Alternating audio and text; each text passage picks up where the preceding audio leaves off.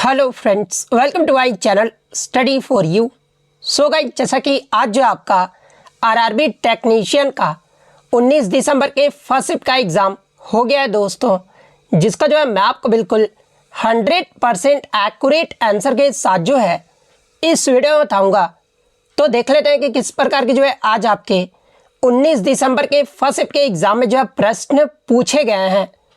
उससे पहले एक बात और दोस्तों, कि जिन्होंने भी अगर चैनल को सब्सक्राइब नहीं किया है तो रेलवे एग्ज़ाम से रिलेटेड पल पल की अपडेट के लिए जो है चैनल को सब्सक्राइब ज़रूर कर दीजिएगा। और बगल में ही आपको एक बेल आइकन यानी घंटी का निशान भी दिख रहा होगा, तो आप उसे भी जो है ज़रूर प्रेस कर दीजिएगा। तो चलिए वीडियो को स्टार्ट करते हैं। तो आपका पहला क्वेश्चन आया था कि पीसीबी का जो है फुल फॉर्म पूछा गया था। तो देखिए, कंप्यूटर में पीसीबी का जो फुल फॉर्म होता है ना, ये आपका प्रिंटेड सर्किट बोर्ड होता है। और देखिए, पीसीबी को ही जो है ये आपका पीडब्ल्यूबी भी जो वो कहा जाता है। और पीडब्ल्यूबी का जो फुल फॉर्म होता है ना, ये आपका प्रिंटेड वायरिंग बोर्ड होता है। तो पीसीबी का आपसे फुल फॉर्म पूछा गया था, तो प्रिंटेड सर्किट बोर्ड आपका यहाँ पे करेक्ट आंसर होगा। नेक्स्ट क्वेश्चन आपका यहाँ पर आता है कि what happens after putting a file in sleep mode in MS word, यानी एमएस वर्ड में फाइल को स्लीप मोड में डालने के बाद जो है ये क्या होता है। तो देखिए, मैं आपको बता दूं कि एमएस वर्ड में फाइल को स्लीप मोड में डालने के बाद जो है अगर आप कंप्यूटर को ऑन करते हैं तो आप वहीं से आएंगे जहां से आपने कंप्यूटर को बंद किया था, और वहीं से आप काम को जो है अपने काम को जो वो जारी रख सकते हैं। तो ये वाला ऑप्शन आपका यहाँ पे करेक्ट आंसर होगा। इसके अलावा एमएस वर्ड में जो आपका एक प्रश्न यहाँ से पूछा जाता है कि एमएस वर्ड में डॉक्यूमेंट को सेव करने की जो है शॉर्टकट की जो है वो पूछी जाती है। तो देखिए, एमएस वर्ड में डॉक्यूमेंट को सेव करने का जो शॉर्टकट की होता है ना, किसी भी फाइल को तेजी से सेव करने के लिए Ctrl+S इसका उपयोग जब वो किया जाता है। तो ये फैक्ट भी आपको ध्यान में रखना है। नेक्स्ट क्वेश्चन आपका बता था कि कोणीय संवेग यानी एंगुलर मोमेंटम का जो है एसआई मात्रक जो वो पूछा गया था। तो देखिए, एंगुलर मोमेंटम का जो एसआई यूनिट होता है ना, ये आपका केजी मीटर स्क्वायर पर सेकंड होता है, यानी किलोग्राम मीटर वर्ग प्रति सेकंड। ये जो आपका एंगुलर मोमेंटम का जो है एसआई यूनिट होता है, तो केजी मीटर स्क्वायर पर सेकंड आपका करेक्ट आंसर होगा। तो ये तो हो गया आपका कोणीय संवेग के बारे में। वहीं अगर आपसे लीनियर मोमेंटम के बारे में पूछा जाए तो देखिए, लीनियर मोमेंटम का जो एसआई यूनिट होता है ना, ये आपका केजी मीटर पर सेकंड होता है, यानी किलोग्राम मीटर पर सेकंड जो है ये आपका लीनियर मोमेंटम का ऐसा यूनिट होता है। तो ये पॉइंट भी आप ध्यान में रखिएगा। और इसके अलावा अगर मोमेंटम का अगर आपसे पूछा जाए तो देखिए, मोमेंटम का जो ऐसा यूनिट होता है ना, ये आपका केजी मीटर पर सेकंड होता है। आपको कंफ्यूज नहीं होना कि मोमेंटम का अगर पूछा जाए तो केजी मीटर पर सेकंड जो है ये भी आपका जो है ऐसा यूनिट होता है। वहीं अगर आपसे जो है वेग का पूछ ले कि वेग का ऐसा यूनिट क्या होता है, तो देखिए, वेग का जो ऐसा यूनिट होता है ना, ये आपका मीटर पर सेकंड होता है। वहीं अगर आपसे एक्सेलरेशन यानी त्वरण का अगर आपसे पूछ ले तो देखिए, एक्सेलरेशन का जो आपका ऐसा यूनिट होता है ना, वो आपका मीटर पर सेकंड स्क्वायर होता है। तो ये सारे फैक्ट जो आपको ध्यान में रखना है। नेक्स्ट क्वेश्चन आपका बता था कि माइक्रोसॉफ्ट पावर पॉइंट में स्लाइड को आगे करने का जो है शॉर्टकट की जो वो पूछा गया था। तो देखिए, मैं आपको बता दूं कि माइक्रोसॉफ्ट पावर पॉइंट में अगली स्लाइड पर जाने के लिए जो है पेज डाउन को जो वो दबाना होता है, वहीं पिछली स्लाइड पर जाने के लिए जो है पेज अप को जो वो दबाना होता है। इसके अलावा पावर पॉइंट में कुछ और अगर शॉर्टकट की बात कर ले, अब आप लोग का मन में ये डाउट हो रहा होगा कि सर इतने कंप्यूटर से प्रश्न कैसे आ रहे हैं। तो देखिए, मैं आपको बता दूं कि ये जो आपका टेक्नीशियन ग्रेड 1 का एग्जाम था, ना कि आपका ग्रेड 3 का एग्जाम था। यानी जो बीटेक वाले ने जो फॉर्म भरा था ग्रेड 1 का, उनका जो ये एग्जाम जो वो लिया गया था 19 दिसंबर को। तो आप कंफ्यूज मत होइएगा, और इसमें आपका कंप्यूटर से ही जो वो प्रश्न जो वो ज़्यादा पूछा गया है। तो देखिए, मैं आपको बता दूं कि पावर पॉइंट में कुछ और अगर अन्य शॉर्टकट की बात कर ले तो देखिए, स्लाइड शो शुरू करने का जो शॉर्टकट की होता है ना पावर पॉइंट में, वो आपका F5 जो वो ये आपका शॉर्टकट की होता है। वर्तमान स्लाइड से स्लाइड शो शुरू करने का जो शॉर्टकट की होता है ना, ये आपका Shift+F5 जो वो आपको दबाना होता है। इसके अलावा प्रेजेंटेशन समाप्त करने का जो शॉर्टकट की होता है ना, ये आपका ESC जो वो दबाना होता है। नए स्लाइड जोड़ने का जो शॉर्टकट की होता है ना, ये आपका Ctrl+M जो वो आपको दबाना होता है। ऑब्जेक्ट को कॉपी करने का जो शॉर्टकट की होता है ना पावर पॉइंट में, ये आपका Ctrl+D जो वो दबाना होता है। स्लाइड डुप्लीकेट करने का जो शॉर्टकट की होता है ना, ये आपका Ctrl+Shift+D जो है वो आपको दबाना होता है। माउस पॉइंटर को तीर से पेन में बदलने के लिए जो है ये आपको Ctrl+P जो वो दबाना होता है। और पॉइंटर और नेविगेशन बटन को जो है हाइड करने का जो शॉर्टकट की होता है ना, ये आपका Ctrl+H जो वो दबाना होता है। इसके अलावा स्वचालित प्रेजेंटेशन को रोकने या फिर से शुरू करने का जो शॉर्टकट की होता है ना, इसका जो शॉर्टकट की होता है वो आपको S जो वो दबाना होता है। इसके अलावा एग्जाम में यहाँ से एक प्रश्न पूछा जाता है कि निम्नलिखित में से किस शॉर्टकट की का जो प्रयोग है ना, ये पावर पॉइंट में शुरुआत से ही जो है प्रेजेंटेशन शुरू करने के लिए जो वो किया जाता है। तो देखिए पावर पॉइंट में शुरुआत से ही प्रेजेंटेशन शुरू करने का जो शॉर्टकट की होता है ना, ये आपका पावर पॉइंट में F5 का उपयोग जो वो किया जाता है। तो ये सारे फैक्ट जो आपको ध्यान में रखना है। नेक्स्ट क्वेश्चन आपका बताता है कि what was the unemployment rate in January 2024, यानी जनवरी 2024 में जो है भारत की बेरोजगारी दर जो है ये कितने प्रतिशत जो वो रही थी। तो देखिए जनवरी 2024 में भारत की जो बेरोजगारी दर है ना, ये आपका 6.8% रहा था। तो 6.8% आपका करेक्ट आंसर होगा। और देखिए मैं आपको बता दूं कि आज 2 क्वेश्चन जो है आपके अनएम्प्लॉयमेंट रेट से जो वो पूछे गए थे। नेक्स्ट क्वेश्चन आपका यहाँ पर आया था कि where is Simlipal national park located, यानी सिमलीपाल राष्ट्रीय उद्यान जो है ये कहाँ पर स्थित है। तो देखिए सिमलीपाल राष्ट्रीय उद्यान की बात कर ले तो ये जो आपका उड़ीसा के मयूरभंज जिले में स्थित है। तो उड़ीसा आपका यहाँ पे करेक्ट आंसर होगा। इसके अलावा बात कर ले सिमलीपाल राष्ट्रीय उद्यान में जो है कौन कौन से जानवर जो आपके पाए जाते हैं। तो इस उद्यान में जो है आपके बंगाल टाइगर, एशियाई हाथी और गौर चौनसिंघा ये सब प्रमुख जानवर जो वो पाए जाते हैं। इसके अलावा इस राष्ट्रीय उद्यान को जो है बायोस्फीयर रिजर्व का जो ये जो है कब घोषित किया गया था। तो देखिए भारत सरकार के द्वारा 1994 में जो है सिमलीपाल राष्ट्रीय उद्यान को बायोस्फीयर रिजर्व जो वो घोषित किया गया था। और यूनेस्को का ये हिस्सा कब बना था। तो देखिए वर्ष 2009 में जो है यूनेस्को के विश्व नेटवर्क ऑफ बायोस्फीयर रिजर्व का जो है ये आपका हिस्सा भी जो वो बना था। तो ये सारे फैक्ट जो आपको ध्यान में रखना है। इसके अलावा अगर अन्य राष्ट्रीय उद्यान की बात कर ले जहां से ग्रेड 3 में आपसे पूछा जा सकता है, जैसे कि जिम कॉर्बेट नेशनल पार्क, ये जो है कहां पर स्थित है। तो ये आपका उत्तराखंड राज्य में स्थित है। रणथंभौर नेशनल पार्क जो है ये आपका राजस्थान राज्य में स्थित है। काजीरंगा नेशनल पार्क जो है ये आपका असम राज्य में स्थित है। कान्हा नेशनल पार्क जो है ये आपका मध्य प्रदेश में स्थित है। सुंदरबन नेशनल पार्क जो है ये आपका पश्चिम बंगाल में स्थित है। दुधवा नेशनल पार्क जो है ये आपका उत्तर प्रदेश में स्थित है। इसके अलावा दाचीगाम नेशनल पार्क जो है ये आपका जम्मू कश्मीर में स्थित है। बांदीपुर नेशनल पार्क जो है ये आपका कर्नाटक में स्थित है। गिर नेशनल पार्क के बारे में पूछा जाए तो देखिए ये जो आपका गिर नेशनल पार्क है ना, ये आपका गुजरात राज्य में स्थित है। हजारीबाग नेशनल पार्क जो है ये आपका झारखंड राज्य में स्थित है। तो ये सारे फैक्ट जो आपको ध्यान में रखना है।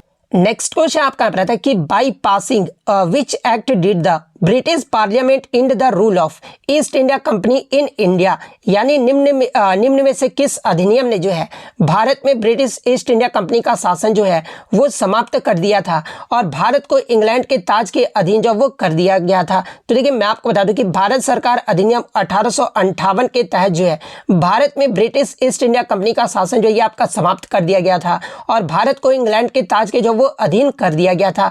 तो भारत सरकार अधिनियम 1858 आपका करेक्ट आंसर होगा।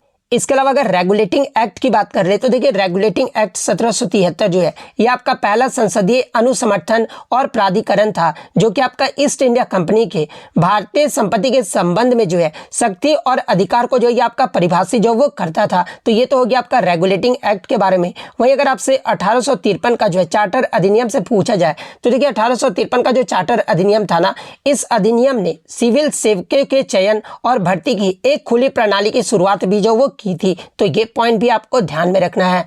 नेक्स्ट क्वेश्चन आपका बताता है कि भारतीय संविधान का अनुच्छेद 43 का किसी बच्चे ने बताया कि 43 ख के बारे में पूछा गया था और किसी बच्चे ने बताया कि 43 ख के बारे में पूछा गया था। तो देखिए मैं आपको दोनों यहाँ पर बता देता हूँ, जिस भी आपका पूछा गया होगा एग्जाम में तो आपको मैं दोनों बता देता हूँ। तो देखिए अनुच्छेद 43A में आपका कहा गया है कि किसी भी उद्योग में लगे उपक्रमों, प्रतिष्ठान या फिर अन्य संगठनों के प्रबंध में श्रमिकों की भागीदारी सुनिश्चित करना, ये जो आपका अनुच्छेद 43A यानी क में जो वो आपका कहा गया है। तो अगर ये पूछा गया था तो ये वाला ऑप्शन आपका करेक्ट आंसर होगा। वही अगर अनुच्छेद 43 ख की बात कर ले यानी बी की बात कर ले तो देखिए अनुच्छेद 43 बी में आपका कहा गया है कि सहकारी समितियों को बढ़ावा देना, ये जो आपका अनुच्छेद 43 बी से जो ये आपका संबंधित है। तो अगर 43 बी पूछा गया था तो ये वाला ऑप्शन आपका करेक्ट आंसर होगा। इसके अलावा अन्य अनुच्छेद अगर बात कर ले डीपीएसपी के बारे में तो देखिए अनुच्छेद 40 में जो है ये आपके ग्राम पंचायतों के संगठन से संबंधित है। अनुच्छेद 41 में आपका कहा गया है कि काम करने का, शिक्षा और कुछ मामलों में सार्वजनिक सहायता का अधिकार, ये जो आपका अनुच्छेद 41 में कहा गया है। काम और मातृत्व राहत की मानवीय स्थिति के लिए प्रावधान जो है ये आपका अनुच्छेद 42 में जो वो दिया गया है। वहीं अगर अनुच्छेद 43 अगर आपसे पूछ ले तो इसमें आपके श्रमिकों के लिए वेतन जो है ये आपका अनुच्छेद 43 में जो वो आपका कहा गया है। 43 ए और 43 बी तो मैंने आपको बता दिया। अनुच्छेद 44 जो है ना ये आपका नागरिकों के लिए समान नागरिक संहिता से जो वो आपका संबंधित है। तो ये सारे इंपॉर्टेंट अनुच्छेद जो आपको ध्यान में रखना है।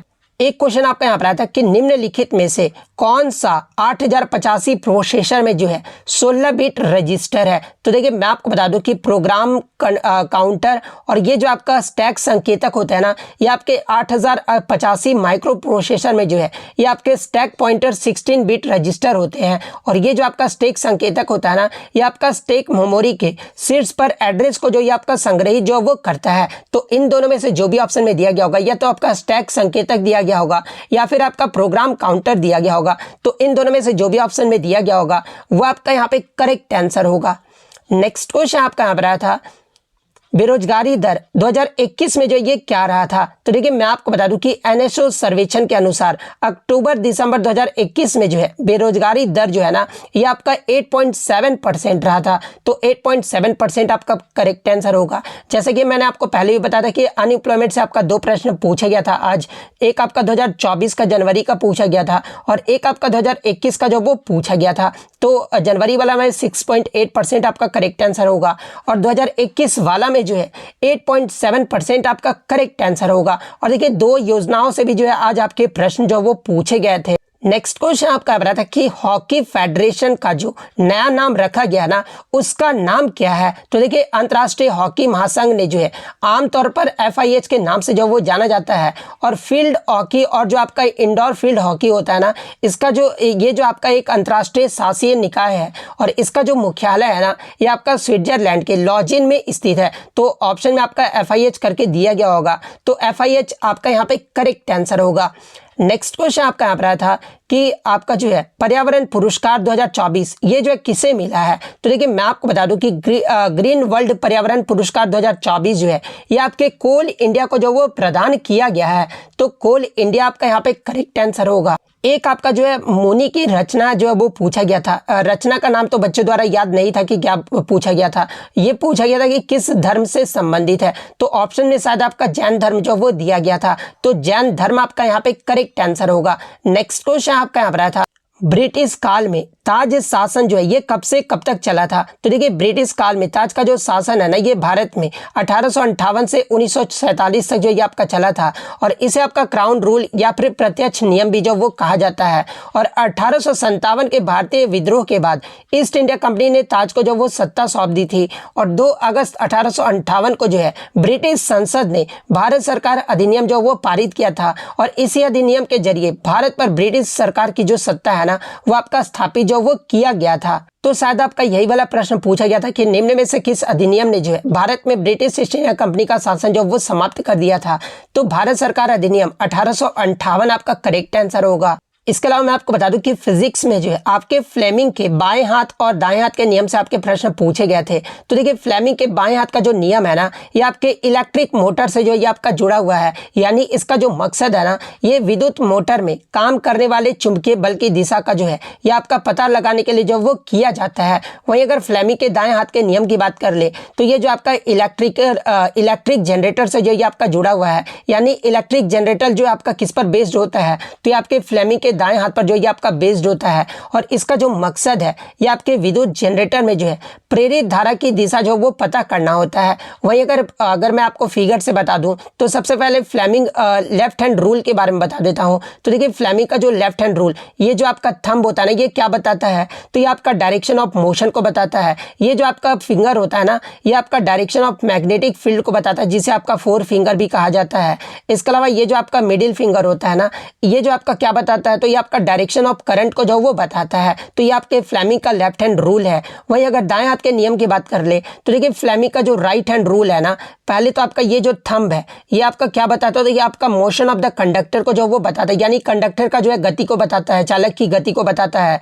इसके अलावा ये जो आपका फोर फिंगर है ना, ये आपके मैग्नेटिक फील्ड के डायरेक्शन को बताता है। वहीं अगर मिडिल फिंगर की बात कर ले तो देखिए ये जो आपका मिडिल फिंगर है ना, ये आपके इंड्यूस्ड करंट को जो वो बताता है। तो ये सारे फैक्ट जो आपको ध्यान में रखना है। अब बहुत बच्चों का ये सवाल रहता है कि सर आप मैथ के भी कुछ क्वेश्चन लेकर आइए, तो देखिए मैथ के में एग्जैक्ट क्वेश्चन तो बच्चे द्वारा मिल नहीं पाते हैं, लेकिन कुछ क्वेश्चन ने जो है बच्चों ने भेजा था, जैसे कि एक्स वाई का एक्सिस दिया हुआ था और इसमें जो आपका के की जो वैल्यू है ना वो पूछा गया था, तो इस क्वेश्चन को जो आप इजिली जो वो सॉल्व कर सकते थे। इसके अलावा एलसीएम एचसीएफ से भी जो आपका प्रश्न जो आज देखने को मिला था, तो आप एलसीएम एचसीएफ भी जो है वो कर जाइएगा। इसके अलावा बात कर ले, एक वैल्यू आपका दिया गया था 4/9 और छोटी वैल्यू जो आपसे यहाँ पर जो वो पूछा गया था, तो इस प्रकार के क्वेश्चन भी जो मैं आपको कराया था कि छोटी वैल्यू जो है वो आपका कैसे जो वो निकाला जाता है। नेक्स्ट अगर हम लोग बात कर ले तो एक समुच्चय से जो आपका प्रश्न पूछा गया था। इसके अलावा मोड मीडियन से भी जो है आपका प्रश्न जो वो दिया गया था, जिसमें आपका मोड जो वो दे दिया गया था और इसमें आपका जो है कोफिशिएंट्स को जो है वो आपको जो वो निकालना था।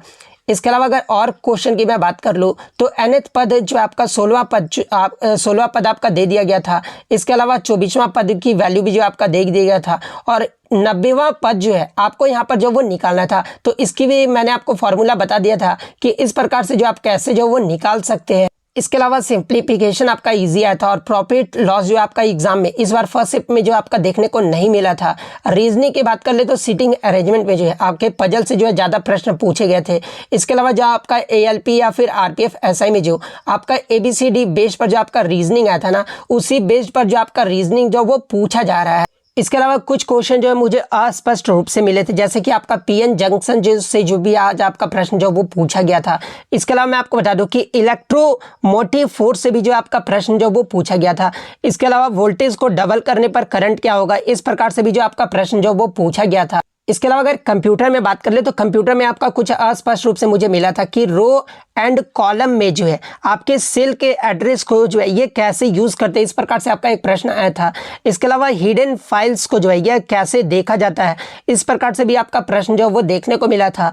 इसके अलावा पेज चेंज कैसे कर सकते हैं, या फिर एक पेज से दूसरे पेज में कैसे जा सकते हैं, या फिर किस ऑप्शन के द्वारा दूसरे पेज में नहीं जा सकते, इस प्रकार से भी जो आज आपका प्रश्न जो वो देखने को मिला था। तो इतने क्वेश्चन जो है आज मुझे बच्चों के द्वारा मिले हैं जो कि आपके 100% रियल और ऑथेंटिक है। और एक और आपका था जो है डेसिमल से बाइनरी में आपको कन्वर्ट जो है वो करने के लिए दिया गया था। तो इस प्रकार से आप डेसिमल को बाइनरी में भी कन्वर्ट करके जो है आप देख सकते हैं कि कैसे जो आपका कन्वर्ट जो वो किया जाता है। तो अगर वीडियो अच्छी लगी हो तो वीडियो को जो है लाइक जरूर कर दीजिएगा और इसी तरह किसी भी एग्जाम का रियल एनालिसिस पाने के लिए जो है चैनल को सब्सक्राइब जरूर कर दीजिएगा। तो मिलते हैं नेक्स्ट वीडियो में, तब तक thank you, all the best.